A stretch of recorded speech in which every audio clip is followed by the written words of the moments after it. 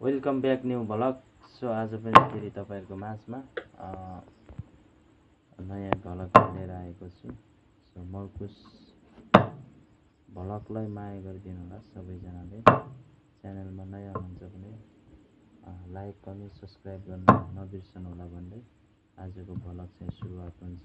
Okay टिङ हाल्नको लागि चाहिँ यति आँप चाहिँ एकदम दमादम आँप यति काटिसकियो। अब अझै यति बाँकी छ, यता पनि छ अझै आँप छ। यो फेरि छुट्टै खालको आँप, यो के आँप भन्छ यसलाई? चक्लेटी आँप, सानोवाला आँप, सुपारी आँप यसरी बनाइराखेको छ। यसलाई चाहिँ छुट्टै बनाएर गर्नेछौँ यसरी। अहिले चाहिँ रातको एकदम सुनसान 9 बजिसकेको छ, 9-10 बजिसकेको छ। हामी भने अहिले आँप काटेको छौँ। अहिले शीतल गरेको कारणले गर्दा आँप चाहिँ भटाभट काटिँदैछ। अनि उता एकदम खतरा धाउवालाले, अनि यता प्योर नेपाली खुकुरीले यसरी धमाधम काटिँदैछ। हेर्नुहोस् साथीहरू, वाह धमाधम यसरी। ओहो, यसरी धमाधम काटिँदैछ। हेर्नुहोस्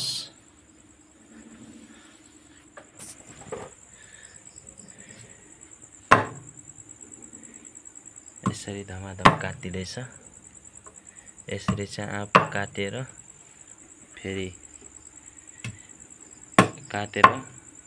फेरि भोलि चाहिँ अर्को स्टेप देखाउनेछु। अहिलेले चाहिँ यति नै। हेलो साथीहरू, बिहानी पक्क फेरि हामीले बिहान पक्क हामी हिजो साँझ चाहिँ 10-11 बजेसम्म काट्यो। यतातिर एक परात छ अनि यतातिर नि एक परात छ।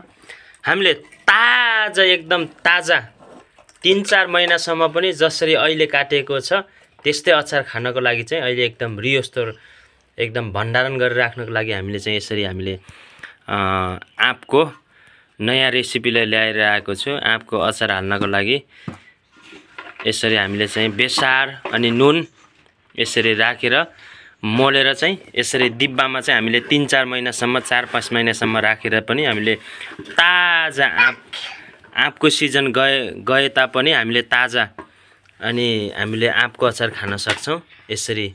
सो तपाईहरुले पनि यसरी बनाउन सक्नुहुन्छ अनि ताकि ताजा आँपको अचार खान सकिन्छ। र किनकि अगाडि नै हालिसकेपछि चाहिँ किनकि त्यो आँप अनि एकदम चुम्री पर्छ अनि त्यस्तो उ हुन्छ। यसरी हामीले मोलेर अनि यसरी डिब्बामा चाहिँ भण्डारण गरेर राखेपछि चाहिँ जति लामोसम्म 3-4 महिना 6-7 महिनासम्म राख्दा पनि यसले चाहिँ केही असर पार्दैन।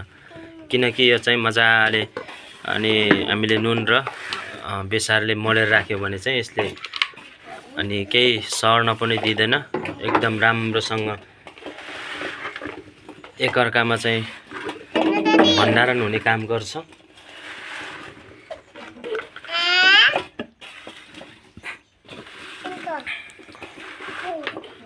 अब चाहिँ डिब्बामा हाल्नको लागि चाहिँ एकदम रेडी भइसक्यो। अब हामी डिब्बामा राख्नेछौँ। 5 किलोको डिब्बामा यसरी चाहिँ हामीले आँपको अचार खानको लागि यसरी हामी भण्डारण गर्न सकिन्छ साथीहरू। तपाईहरुले पनि गर्न सक्नुहुन्छ ताजा आँपको अचार खानको लागि। किनकि आँपको सिजन चाहिँ गइसक्छ अहिले, किनकि आँपको सिजन छ।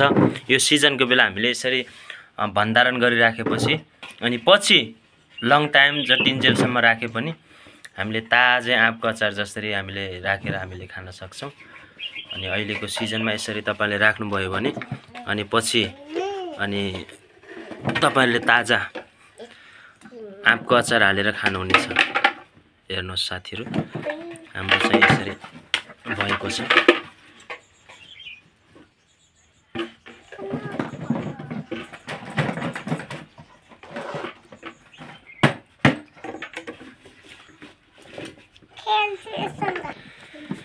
यसरी हामीले राखेर चाहिँ 6-7 महिना 8-9 महिनासम्म जति पनि हामीले राख्न सक्छौँ। यो केही सर्दैन न कुइँडा पनि कुइँडा होइन हामीले मजाले अनि शीतल ठाउँमा चाहिँ हामीले यसरी भण्डारण गरेर राख्न सक्छौँ। हाम्रो चाहिँ 5 किलोको डिब्बा चाहिँ भरिसकेको छ अनि यसरी हामीले आँपको ताजा अचार खानको लागि हामी यसरी बनाउन सक्छौँ। हेर्नु साथीहरू, सो सबैजनाले चाहिँ यसरी चाहिँ आफ्नो ताजा अचार खानको लागि यसरी भण्डारण गर्न सक्नुहुनेछ। सो मन परेमा लाइक, कमेन्ट, सब्सक्राइब गर्न चाहिँ नबिर्सनु होला। हेर्नुहोस्,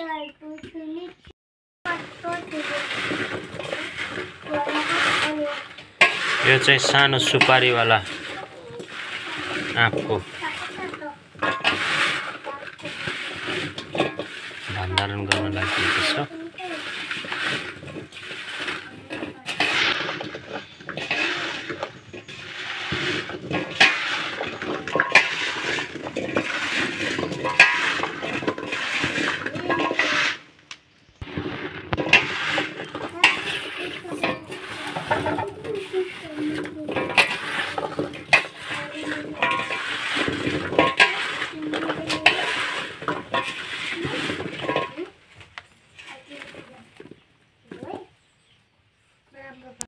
यसरी चाहिँ हाम्रो आँपको अचार बनाउनको लागि भण्डारण भएको छ।